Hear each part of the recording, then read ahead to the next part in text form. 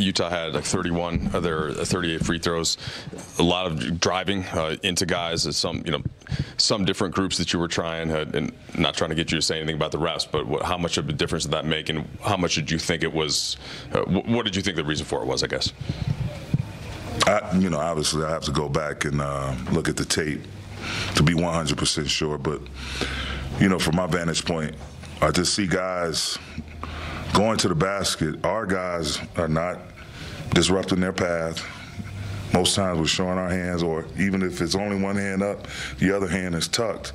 And now guys can just throw themselves into you, throw the ball up to the rim, and it's a foul. So it is what it is. I felt like, we had some ticky-tack ones. I was looking back at our replay guys that, usually giving me the signal whether or not we want to challenge, and they were all telling me in unison, not to challenge a bunch of those calls. So apparently we must have been fouling. But my vantage point, I just think it's a slippery slope, because then the same thing happens on the other end, and then there's no call. And now, you kind of, we say mental toughness. You got to have mental toughness. You have to be able to play through adversity. And a lot of times when that whistle gets active like that, creates a lot of adversity. But that said, I thought we played 2/3 of a good, really, really good basketball game, 3/4, whatever you want to say. And then the fouls got away from us. We only had 12 turnovers, which is good compared to the way we've been turning the ball over. But again, they were able to capitalize on a ton of them, 23 points off our 12 turnovers. Them going 36 for 39 from the line and 39 free throws is like, we had 24. That's a lot of free throws between, both teams combined. It totally disrupts the flow of the game. Rui, 19 minutes, he was plus 12. Did he have a limit just since he hasn't been playing in a while? And yes. what did you see from him in the return? Just him being aggressive. I just told him to go out, play as hard as you can for as long as you can. We'll have it. Obviously we went into the game with the plan, but it was great to see him back out there, and great to see him performing, not hesitant, not apprehensive, just being assertive and aggressive throughout.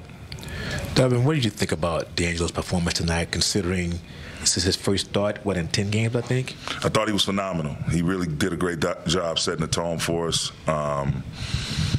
Just his shot making, his ability to stretch the floor, knock down threes, his playmaking.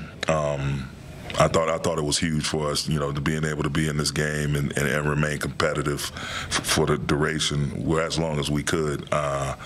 He made some high-level plays, high-level shots. He did a great job. What did you make of AD's night? He had a career high in assists. Obviously, he had 15 rebounds, 4 blocks, but his overall shooting numbers and the turnovers, certainly didn't allow him to have as much of an impact as he sometimes can. Yeah, he's hard on himself. He has some shots that he took that normally go down, obviously in his sweet spots. Has some unfortunate turnovers.